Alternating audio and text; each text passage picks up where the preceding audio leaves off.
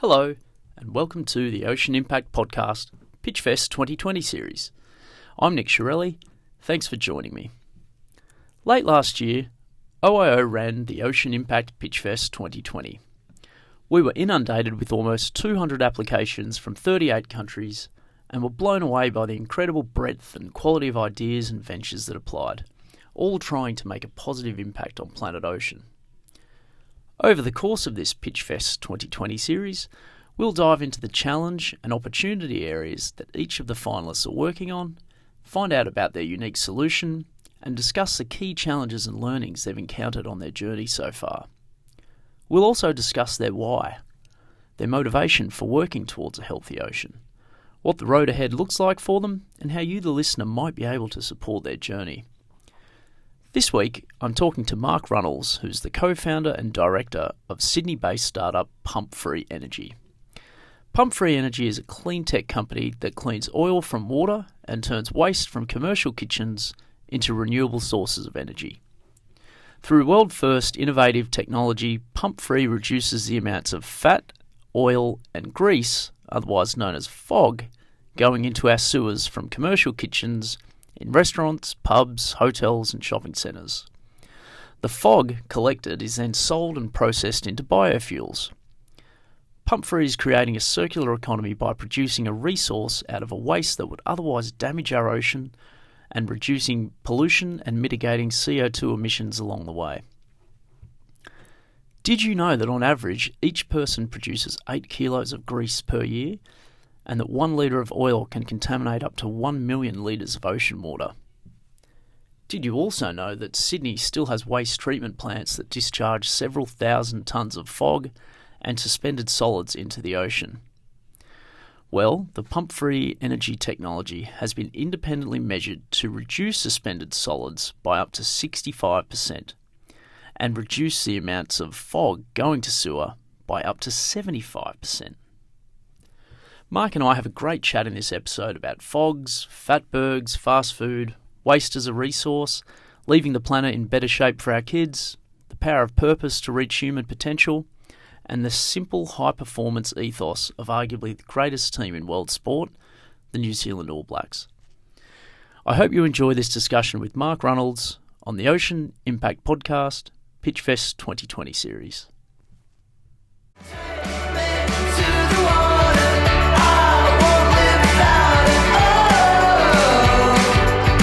Can't take the ocean out of me. Good afternoon, Mark, and welcome to the Ocean Impact Podcast. Thanks, Nick. Glad to be with you. Excellent. Look, Mark, we first met, probably 12, 18 months ago, and you came to me telling me about fogs. Tell the listeners what's a fog? A fog is fats, oils and grease. And probably what most people will associate fogs with as the ubiquitously named fatberg, a blockage of fats, oils and grease in a sewer that causes backups and in some cases breaks the sewer. And the most famous fog, of course, is in London, City of London, where they had a fatberg the size of a 747 in the streets underneath London. But it's not confined to the UK. They're everywhere. They're here in Sydney, they're in Queensland and down in Victoria. And what we've decided to do is build some technology that helps reduce that problem.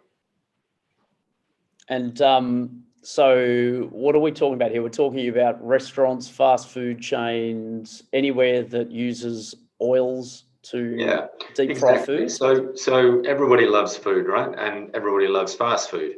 And so one of the problems with fast food and food in general is we use oil to cook it, because obviously where there's oil, there's flavor. But then what do we do with that oil? The oil from the fryers, that gets taken away and dealt with, and that's fine. But the oil that's on the utensils that we cook with, the plates in the kitchen, that all gets washed down to something called a grease trap. And that's supposed to be an oily water separator that prevents the oil going into the sewer. But it doesn't do a very good job about that. And so there is nearly 75,000 grease traps in Australia. If we can pick up 20% market share over the next 5 years, we can make a huge difference in reducing the fats, oils and grease that hits the sewer, and ultimately some of that gets into the ocean. So that's what we're trying to achieve.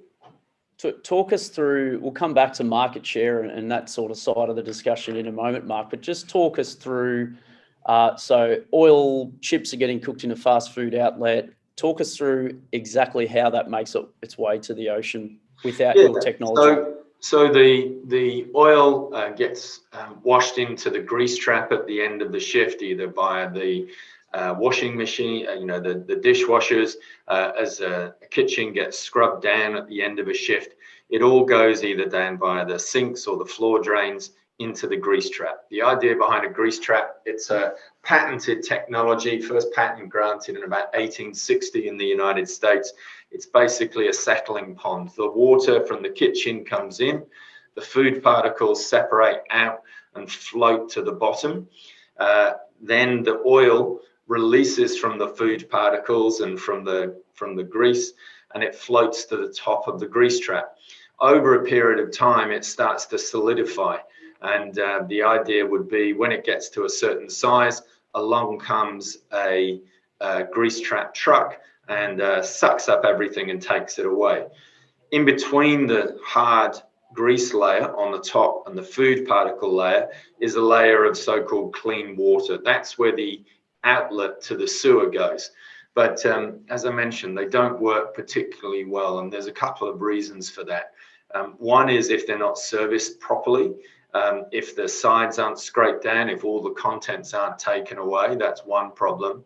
The other problem is with modern kitchens and dishwashers, when the hot water comes in after a cycle, it creates turbidity when it hits the cold water sitting in the grease trap. That creates current, that melts the fats, oils and grease on the top and puts it out through the outlet to the sewer. Fats, oils and grease in a sewer pipe can erode concrete at the rate of 1 millimeter per year. So you've got a replacement issue, but then when it combines with wet wipes and rag and all the other things that people put into the sewer and they shouldn't, that's what creates the fatbergs. And I know that Sydney Water alone spends millions of dollars a year dealing with those blockages, and a lot on public education campaigns. But from the sewer, when it gets into the sewer pipe, it eventually goes to what's known as a liquid treatment plant. And as you know, here in Sydney, we've got the Bondi liquid treatment plant, we've got Malabar, and we've got the one at Manly. And those sites still discharge several thousand tons of fats, oils and greases and solids, even after treatment, into the ocean every year. So if we can remove the fats, oils and grease before it ever hits the sewer network, it saves the water authority money in A, having to transport this stuff, B, having to treat it, and C, in the maintenance costs. So it's a good news story for them as well. And to be fair, Sydney Water have been very diligent in checking how our technology works and making sure the claims we make can be backed up with evidence. But they are looking for solutions that help reduce pollution, go to sewer, and we fit that perfectly. So, Mark, I know you do have some pretty startling numbers around the impact that your technology can have. Let's come to those in a moment, but I just want to be really clear on what the product and offering that PumpFree Energy provides. From what I understand, there's two parts to it. There's the technology that retrofits, if you like, with the grease traps, and then there's also the collection facility that you provide. Can you talk us through that? Yeah, exactly, Nick. So we retrofit our technology into an existing grease trap. If we tried to, put in a new piece of equipment, dig up the forecourt, put the site out of operation for a week, it would just be a no-go for most of our clients. So we had to retrofit something. That takes 2 to 3 hours. It's a comparatively small charge. Then we use a specially designed vehicle to collect the material. And unlike everybody else that mostly discharges fats, oils and grease and water at a liquid waste treatment station, and then puts the collected fogs to soil injection. We actually clean it, and we then sell it for input to biodiesel. So, we're saving the Water Authority time, money. We're reducing pollution for the customer, for the restaurant, for the shopping centre. An example would be we can save on average about 1.5 tons of waste going to sewer through the use of our technology. And then we actually help reduce carbon by selling this material that's now clean enough to be input to biofuels, and then converted, and then obviously reduce carbon that way.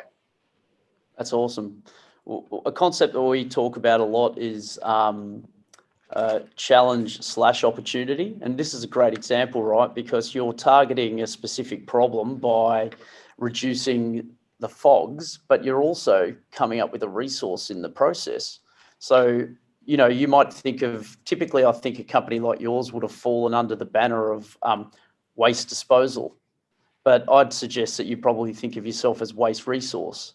Yeah, we do. We think of waste as a resource. And I guess that's really, we've been at this for around 5 years now. And it's interesting to see the way the conversation around sustainability and the circular economy has really changed and is really gathering momentum. So we absolutely fit into that category of, there's a commodity, oil. It is used to cook food, but it has to be then dealt with. And we see it as a resource to be harvested and used appropriately and used for the most economic value at the least environmental cost. We don't see ourselves as waste disposal people at all.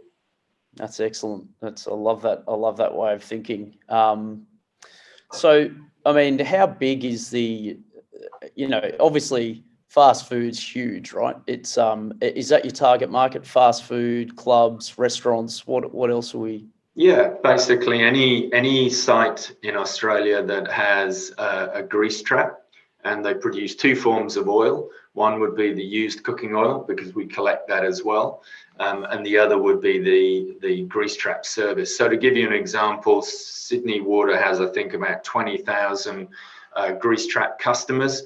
Obviously, some on the Central Coast, some in Newcastle.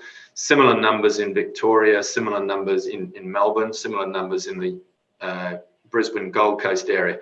About 75,000 grease traps across the whole of Australia. And to give you some sense of scale, Nick, there's 45,000 in Southern California alone, and some 600,000 to 700,000 across the whole of the United States. The global QSR, quick service restaurant market, is about 4% growth per year. Of course, up in places like China and the Asian market, that's much greater. Pre-COVID, obviously, it was around 12%.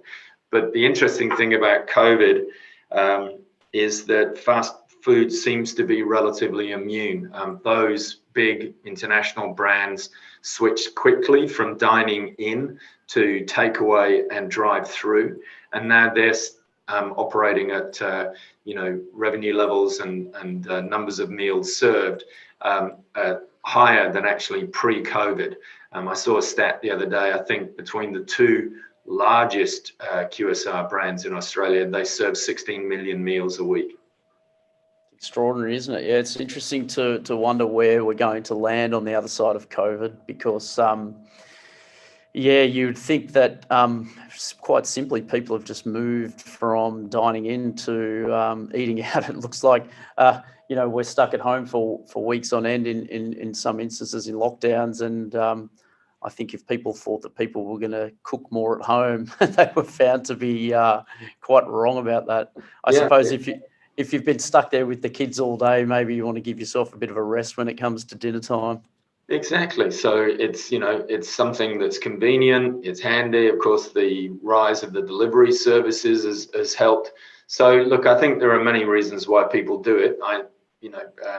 You and I, of course, have met in Manly before, and I can tell you on a Friday and a Saturday night, Manly is absolutely rocking there. So people are definitely coming back out and spending big in these establishments, and they're starting to reopen. Obviously, it's harder for pubs, clubs, and restaurants that are still numbers restricted. That's a sector that hasn't bounced back yet, but certainly the big QSR brands are starting to see, very, very healthy takings again. Great. Mark, tell us, let's change tack slightly and go back to the start, if you like.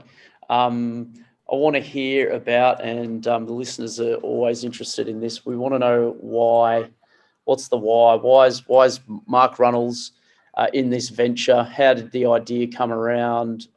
Where's the motivation to go after this this significant problem? Yeah. So going way back, I'm Cornish, small independent principality, we would have you believe, in England. Sits in the English Channel. If you're born in Cornwall, you're intimately familiar with the ocean. You're 15 minutes away, no matter where you are. My forebears were farmers, fishermen, sailors. You just can't escape it. And I grew up living, surfing, swimming in the ocean in Cornwall. And of course, I come here and I live in Sydney, and we are blessed with an urban environment on, probably the greatest harbour in the world. So that's one part. The next part, I guess, is I met the co-founder of this business back in 2015. He's Bruce. He's got a lot of background in the QSR industry, and he had he's got a really interesting mind, and he had a way of thinking about this problem that I think is pretty unique. He's not a traditional waste guy. He came at this originally from the point of view of making life easier and safer for those restaurateurs. And I actually have a view that business, when used correctly, has an incredible power to do good. We can, I mentioned just now, 16 million Australians eat every week at one of the two big QSR restaurants. Well, if those people knew that eating at those restaurants, they were having a positive impact on climate change, because those restaurants use our service and we reduce pollution, we increase the amount of waste going to recycling, and we create biofuels, that's a good thing. And obviously that's a power for good. So I saw this business as really being a great opportunity to scale and have a huge impact, in part on the oceans, but in part on the environment. Third part of my why, I'm a rugby fan, all Cornish people are, and of course the greatest team in the world, Q arguments here, is the All Blacks.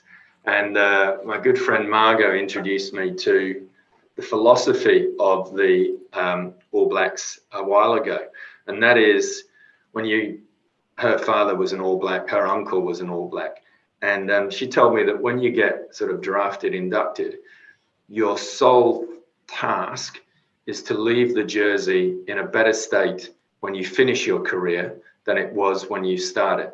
In other words, you elevate the status of the team, the ethic, the ethos. And I've sort of, admired that for a long time. And I think, as you can't not fail to be aware after the bushfires of last year and the increasing signs of climate crisis that are all around us, if only we open our eyes, we have a responsibility to leave the world in a better state than how we found it. My son is 10, and I am not going to be around to see the worst impacts of climate change, but he will be. So it's incumbent upon me, and I know it's part of what drives you in the Ocean Impact organization, to make a difference. So that's the third thing. It's, I guess, it's doing what I can, leveraging the power of business, tapping into my affinity of the ocean, and tapping into people's potential. I know you want to talk about this later, but people want to do good. They want to turn up and do a great job.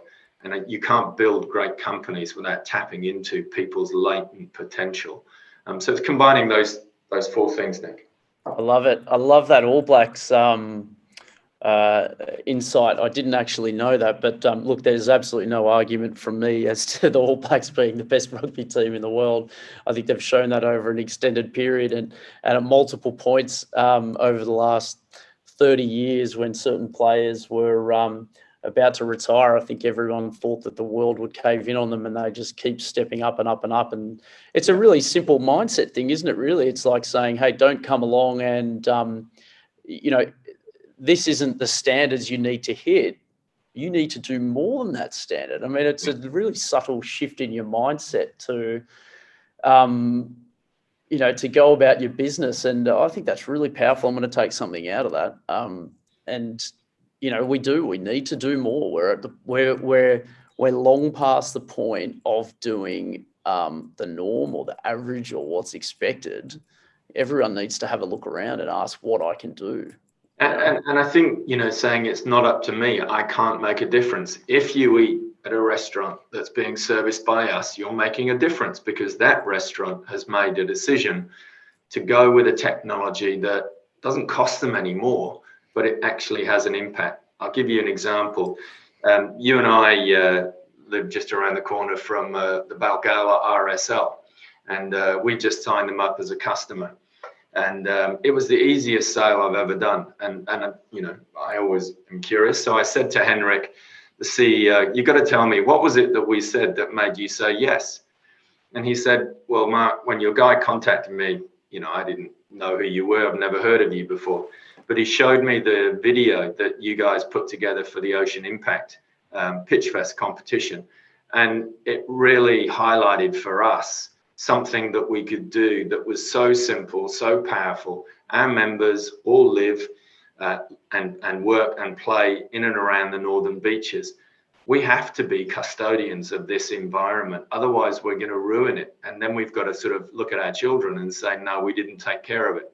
So that was really good. And it was a perfect illustration for me about the power of simple messages convincingly explained using the medium of video, which is why I know the Ocean Impact Pitchfest competition has had such a huge effect. And it was thanks to you telling me get on with it and get the thing finished when I wanted to pull out and say, Nick, I don't have enough time. And it's had a big difference. So now we use it in all of our marketing, and it cuts through. It's simple. It is simple, isn't it? But it's simple, but it's so important because, dare I say, selling grease trap technology and collection of greases is pretty boring. If you're focusing on the product itself, it's pretty boring. Let's look at Planet Protector packaging. I mean, what could be more boring than talking about packaging solutions? Change that around and tell people about what the impact is, and you change the whole frame of the conversation with them. And I'd go as far as saying that simple change in messaging and mindset flows right through your entire organization. I'm not looking for a new employee to come and work in my fats or my packaging business. I'm looking for a new employee to come in and make a huge impact at reducing polystyrene in the ocean or reducing fogs in the ocean. Hugely powerful. Couldn't agree more. And I talked about this earlier, tapping into people's potential. I've got a corporate background, and I am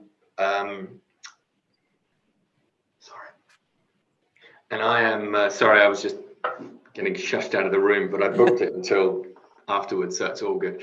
I have a corporate background. I was a partner in one of the big four professional services firms, and it always amazed me the way that we wasted human potential. People just have an innate need to turn up, feel that they've done a good job. They want to be recognized for the contribution they've made, and they reward you by going above and beyond what they're paid for. And I think businesses that fail to take advantage of that are just leaving so much on the table that could be deployed to to really drive the business forward. And that's not being manipulative. That's essentially just saying we have these innate traits, so leverage them and make people feel appreciated, and they will give you far more than their pay is worth. Does that make sense to you? Oh, 100%. And I think it goes back to, I think this concept goes back to as early as the ages of 4 and 5, because one of the fundamental problems I see with the that happens at that age is that we start asking kids what they want to be when they grow up, rather than what type of problems do you want to work on, what type of good in the world do you want to be a part of. And, I want to be this, or I want to be that, I want to be in this career or that career. I mean, what's a career? I mean, no one wants to be an accountant, do they? I mean, you want to, that's your toolkit to have some good in the world. My former colleagues in Ernst & Young would disagree with you, but some of them, I'll defend them. Some of them can. I'm an accountant, by the way, I can say that. Oh, are you? I didn't realize that. Well, there you go. So, no, I get it. That's thinking from Carol Dweck. That's all about opportunity thinking instead of constraint thinking. It's how do we teach our kids to be resilient? How do we teach them to overcome adversity? It's not by doing it ourselves. It's not by telling them what to do. It's by giving them the opportunity, letting them fail, and developing that healthy curiosity and that capacity to look beyond the immediate problem and go, okay, how do I get through that? I think you're spot on. And it's also, we're living in a pretty topsy-turvy world at the moment, right? Where even pre-COVID, we were looking at things like AI and automation and wondering which careers were or which industries were going to be disrupted most. You change that mindset in people to be wanting to work on problem sets and opportunity areas rather than working within an industry. All of a sudden, those people aren't scared of that industry becoming redundant anymore because they're not tied to it. Yeah, no, absolutely right. We build our business around something called the ADAPT philosophy. It's a group out of Western Australia, and Bill Withers, my close friend and business mentor and shareholder in our company, developed this. He built a software business out of Western Australia servicing the global mining giants. And mining is red in tooth and claw. It's boom to bust.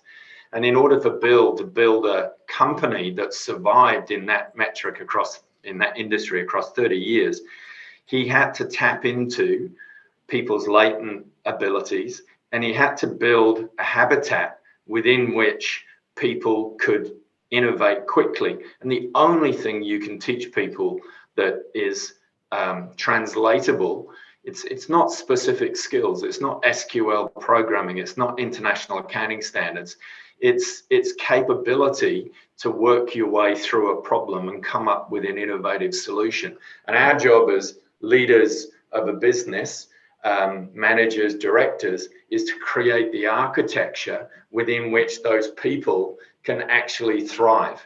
Back to waste. If they see you tolerating bad employees, people that don't turn up to meetings, people that don't deliver, people that aren't held to account, why should they do it? If you create an architecture within which, they go the extra mile, like in our case, guys staying behind on a Friday night to deliver equipment to a customer so the customer's not inconvenienced for the weekend, and you don't even have to ask them, they just do it and tell you on Monday.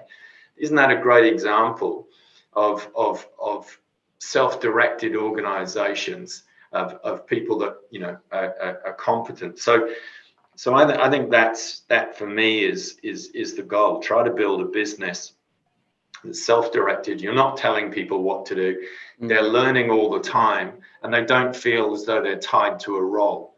They're not just a truck driver. They're not just an installer. They're not just an accountant. They are there to facilitate the customer being happy and serving a broader purpose, which in our case is reducing pollution, increasing the supply of biofuels, reducing carbon, and leaving the place better than the way we found it. It's funny, isn't it? It's almost, it raises a few eyebrows whenever I say this to people, but in quite a few businesses and particularly impact businesses, and I think we should be, in fact, all business, right? I think you can have a greater shot at being significantly profitable if you take your focus off profitability at the top level. And that sounds strange, but what I mean by that is, so in your case, don't focus on we need to increase our top line by 10% over the next 12 months. That's not a target. That's something that happens when you make customers happy and when you're targeting the impact that you're targeting in your business model. The 10% increase in profits is just the byproduct of those things. Yeah.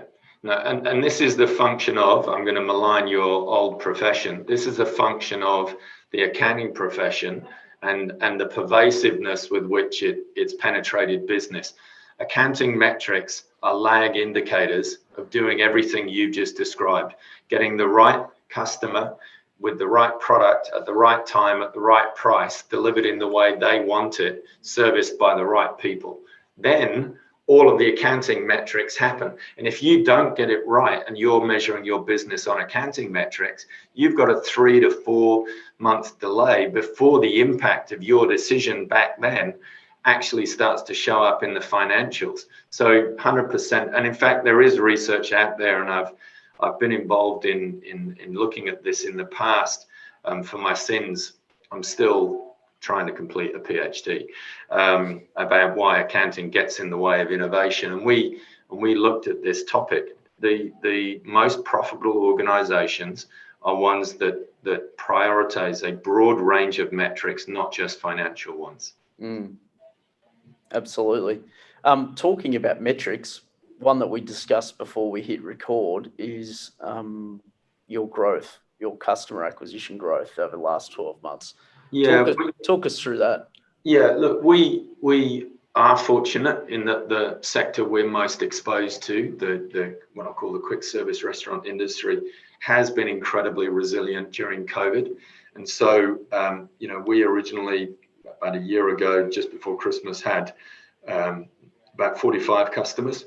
And we've grown that now nearly threefold with our partners that we work with. We're in New South Wales. We have just deployed equipment to the ACT, and we're about to deploy to Victoria. And we have customers waiting in Queensland when we can get there and when we can get the capital and put the trucks up there. So it is obviously true to say that COVID has been incredibly hard for a lot of people. We have found ways to grow that we didn't believe were possible in January of last year. And I think, again, that's testament to the culture and resilience of the people that are part of the team, because we didn't know what to do, but we thought through it. We just kept going one step after another. And here we are. And we've got a really good growth story. We've got other QSR brands coming on board. We're selling different things to the existing QSR customers. We don't just service the sites and collect the oils. We now also sell them equipment. We're doing repairs. We're moving into different kinds of sustainability and circular economy offerings to them. So it is very rewarding to look back. But as Bill, my mentor, always tells me, Mark, don't look at the metrics, look at the trajectory. And the trajectory is upwards. And if you focus on that, again, the short-term obstacles kind of seem less important. So 300% customer acquisition growth over the last 12 months. You've got your footprint in New South Wales. You're entering other states. And I might just highlight as well, we're not going to throw out names here, but for the listeners, it's very likely that they've eaten at some of the fast food outlets that you service. You do have some big name brands in there. Exactly, Nick. The two largest QSR brands in Australia. We service the vast majority of one of them in New South Wales, and we'll be expanding the footprint in those other states as well.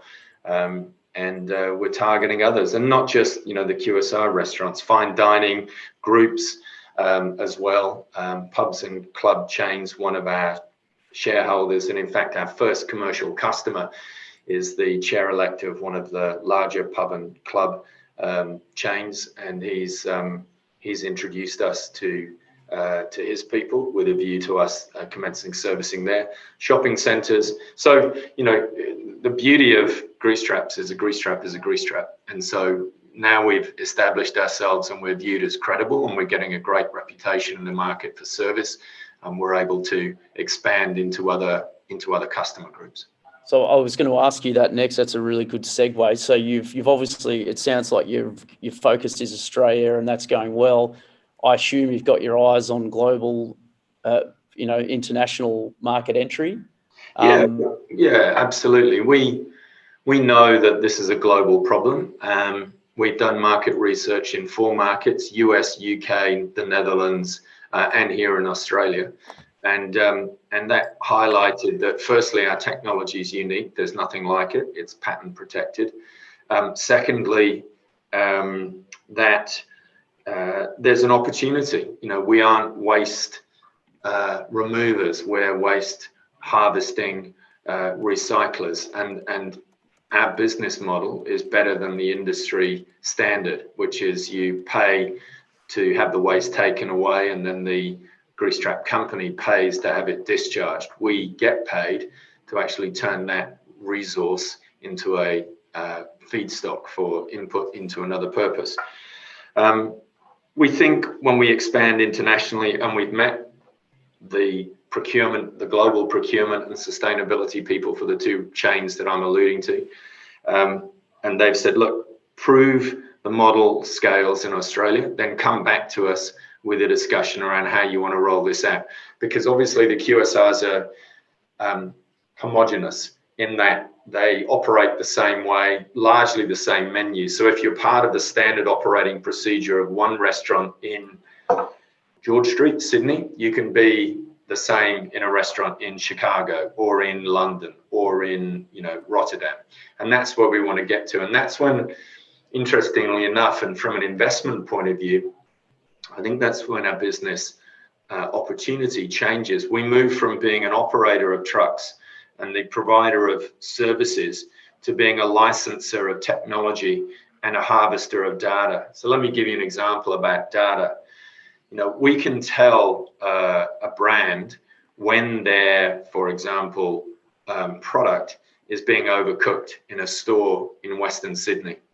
And we can provide them with that information on a regular basis, and we can allow them to benchmark the quality of the oils that we're taking away. If a restaurant is using the oil too much, that oil has a high FFA, free fatty acid content. We can provide that information to them. That's a brand protection measure we can provide that nobody else has been able to deliver. We could then start to benchmark that information. They can use that then on training.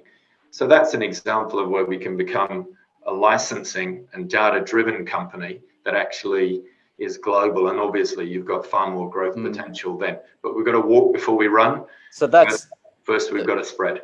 And that's the key, isn't it? That's where they're asking, show us how you can scale it, because right now you're operating your own trucks, and I dare say your ambition in the long term isn't to operate a fleet of trucks, or you're probably looking to partner with existing waste collection and resource companies. Exactly. Our task is to go to one of them and license and say, we can show you a better way, an environmentally more sustainable way, and we can give you customers that are already engaged using the product. And by the way, it's more profitable. What's not to like?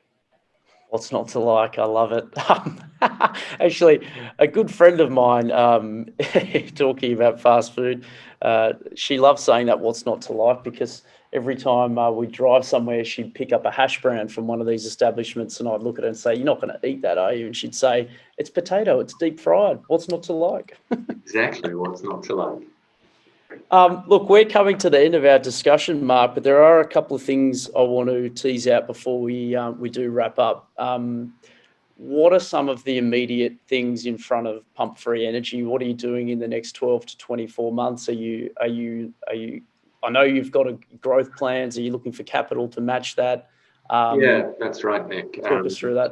So we need to build new trucks, we need to deploy to new customers, and we obviously need to grow the team. And like I said, one of our challenges is making sure that as we add to the team, we add to the culture, not detract from it. So we'll take a little bit longer to hire people than perhaps is the norm, but we don't want to make a mistake.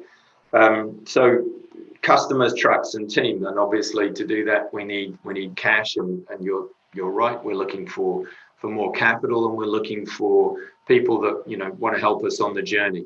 It's been interesting. I've been doing this for 5 years now, and the noise around impact investing has definitely started to increase, and you would be able to sort of talk to that as well as I.